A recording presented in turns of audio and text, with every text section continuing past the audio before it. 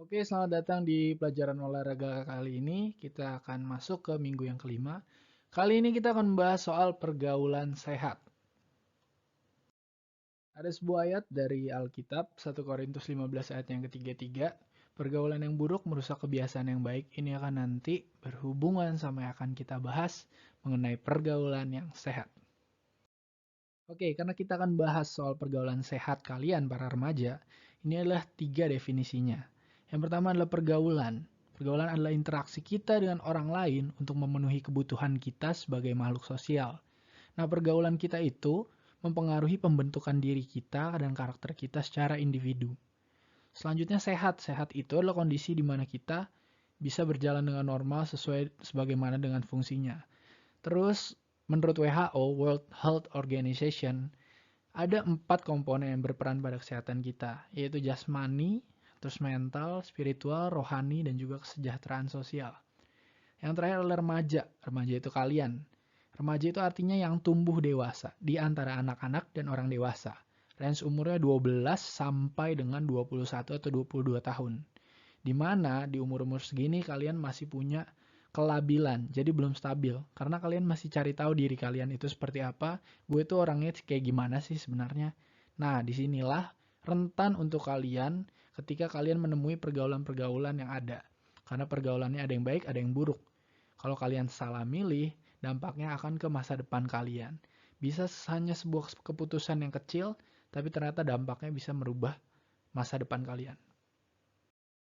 Nah, sekarang kita langsung ke intinya. Pergaulan sehat versus pergaulan yang tidak sehat. Kita harus tahu yang mana yang sehat, yang mana nggak sehat. Berikut ini adalah beberapa ciri-cirinya, ciri-ciri awalannya. Pergaulan sehat itu hasilnya pasti positif. Ketika kita bergaul di dalam sebuah pergaulan yang sehat, outputnya atau hasil yang kita hasilkan, baik itu sebuah karya, baik itu sifat kita, itu adalah hal-hal yang positif, karena pergaulannya positif. Sebaliknya, jika pergaulannya nggak sehat, yang akan dihasilin juga sama-sama nggak sehat dan nggak baik. Jadi hasilnya adalah hal-hal yang negatif yang membuat kita bukannya menjadi orang yang lebih baik. Yang kedua adalah kalau misalnya pergaulan sehat itu membantu kita mengembangkan diri jadi lebih baik. Maksudnya apa? Ketika kita ada dalam pergaulan yang sehat, biasanya orang-orang di sekitarnya itu saling support untuk membuat kita itu berkembang menjadi orang yang lebih baik. Gak harus secara langsung kayak, oh ya ayo yuk kita jadi lebih baik dan lain-lain. Tapi dari pergaulannya, dari komunikasinya, dari apa yang dibahas, itu aja membuat kalian berpikir, kalian berkembang jadi individu yang lebih baik. Sedangkan kalau yang tidak sehat, itu malah dihambat. Jadi ketika kita mau berkembang, malah sulit karena individu-individu di sekitarnya adalah orang-orang yang gak mau berkembang juga. Yang ketiga, di pergaulan sehat itu membawa ketenangan batin.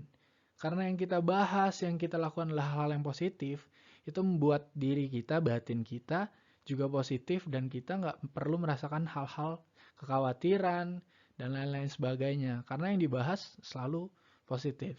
Sedangkan pergaulan yang nggak sehat adalah yang penuh drama dan mengkhawatirkan. Konflik sama drama beda. Drama adalah ketika ada sebuah masalah tapi dilebay-lebayin, dibikin runyam, berbelat-belit, jadinya nggak selesai-selesai. Di pergaulan tidak sehat biasanya banyak dramanya. Dan itu membuat si pergaulannya semakin tidak sehat. Yang terakhir adalah adanya dukungan moral satu dengan yang lainnya. Ini tadi juga sudah saya bahas. Nah, sedangkan di pergaulan yang tidak sehat, membuat kita malah ngerasa eksklusif dan merendahkan orang lain.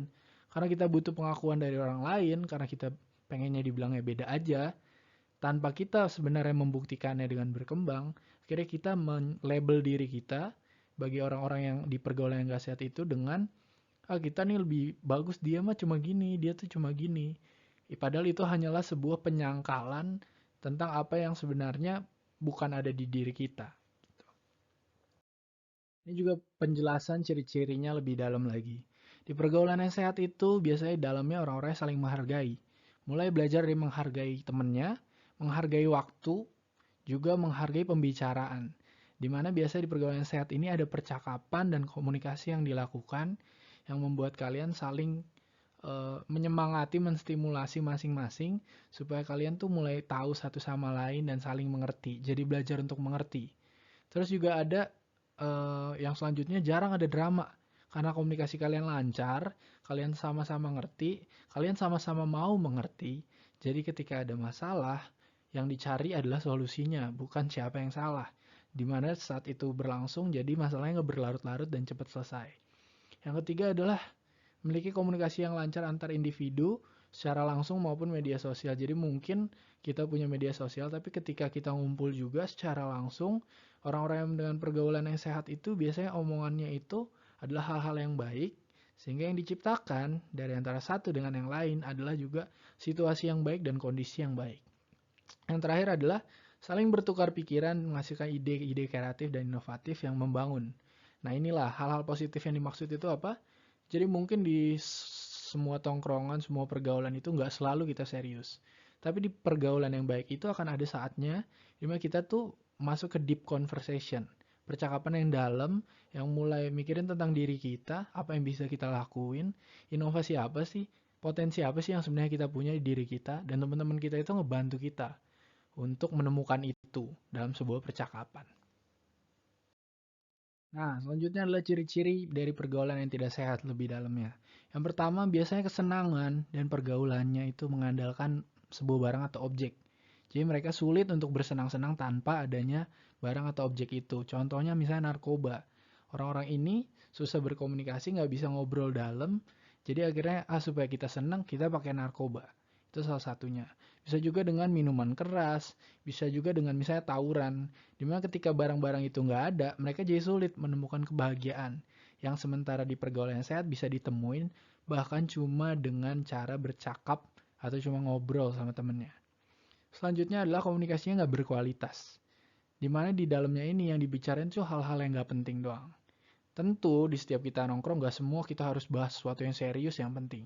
Tapi pergaulan yang tidak sehat adalah dimana frekuensinya lebih banyak yang ngomongin gak penting, bahkan hampir seluruh omongan yang gak penting, gak ada artinya.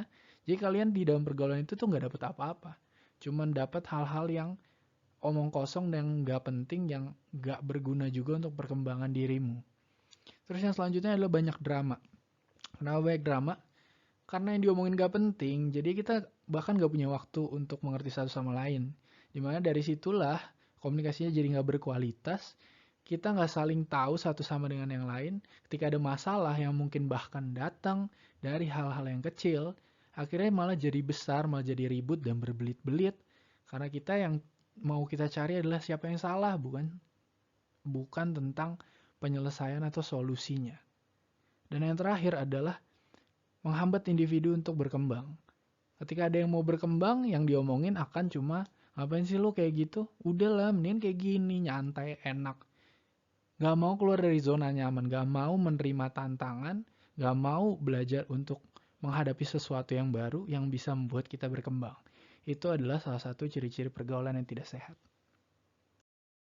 Sekarang kita akan membahas faktor-faktor yang mempengaruhi pergaulan ini, kenapa pergaulan dari masa ke masa itu semakin lama semakin berubah. Yang pertama adalah agama dan iman. Tentu ini akan mempengaruhi pergaulan kalian, karena biasanya agama dan iman ini jadi fondasi awalnya yang menentukan kita dari kecil kita dididik secara agama, jadi itu akan mempengaruhi kita seperti apa, dan juga pergaulan kita seperti apa. Selanjutnya ada perkembangan kebudayaan atau berubahnya zaman. Culture-nya banyak banget dari luar, sekarang kita udah banyak media-media, sehingga kita bisa akses segala macam culture, dan itu mempengaruhi juga.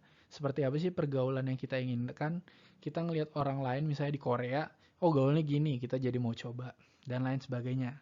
Terus ada kesenjangan sosial dan ekonomi. Maksudnya apa? Ada perbedaan nih, ada orang kaya sama ada orang yang miskin atau kurang mampu. Lalu ada orang yang punya kekuasaan, ada juga yang biasa-biasa aja. Dari situ bikin kita semakin lama, kita tuh pengennya diakui, kita tuh pengen jadi orang yang kaya, atau kita tuh pengen jadi famous, kita pengen dianggap eksis. Dari situlah merubah kebiasaan pergaulan kita, menjadi kita tuh pengennya diakui. Jadi kita melakukan hal-hal yang kayaknya haus akan pengakuan, haus akan yang sebenarnya itu gak selalu hal-hal yang sebenarnya kita butuhin. Terus ada kurang kontrolnya dari orang tua. Ini penting banget, apalagi terhadap masa-masa remaja, banyak hal yang mau kalian coba, banyak hal yang kalian penasaran, dan sangat perlu adanya orang tua yang mengontrol kalian, supaya kalian gak keluar jalur, karena kalian belum sepenuhnya paham bagaimana sesuatu itu bisa berdampak jauh ke depannya. Dari situ kadang kita mengambil keputusan yang akan kita sesali di masa depan nanti. Jadi itulah pentingnya adanya kontrol orang tua. Yang terakhir adalah kita sendiri nggak punya pengendalian diri. Nah, untuk kalian yang masih remaja ini biasanya susah. Karena kalian masih labil, masih nggak punya pendirian yang kokoh, yang teguh. Biasanya mengendalikan diri susah.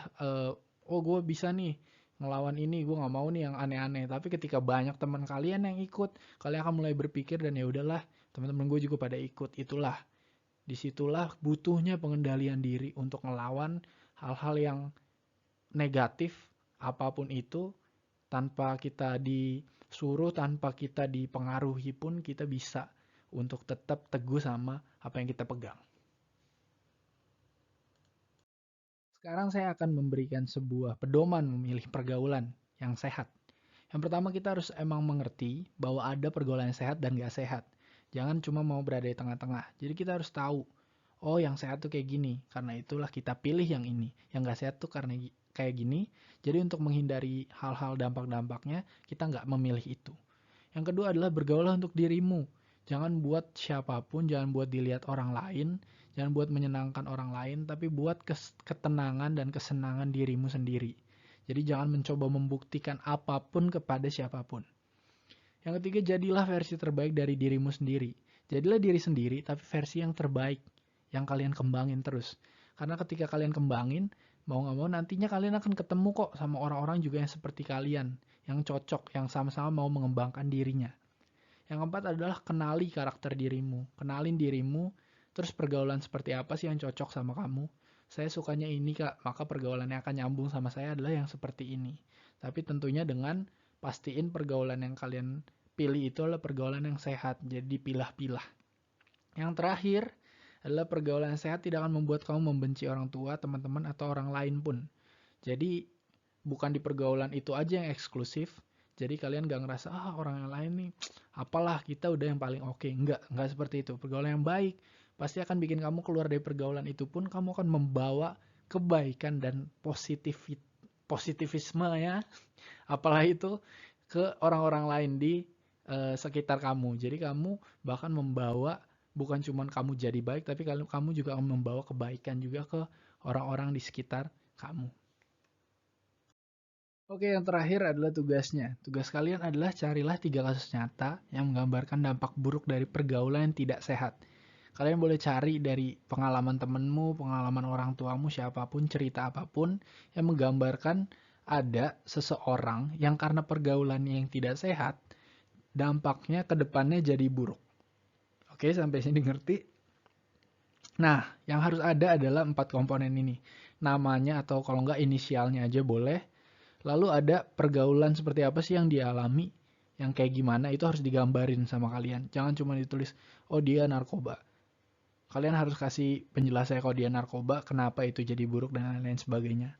Lalu ada dampak apa sih yang terjadi karena pergaulan itu yang buruk buat dianya. Lalu terakhir adalah pendapat kalian dari kasusnya dia. Kenapa dia bisa seperti itu, menurut kalian gimana? Kasih pendapat dan opini kalian. Yang terpenting adalah kasusnya harus real. Kasusnya harus benar-benar ada. Kalian nggak boleh ngarang-ngarang. Oke, saya minta itu kalian harus cari tahu. Oke, itu aja. See you on the next week. Thank you.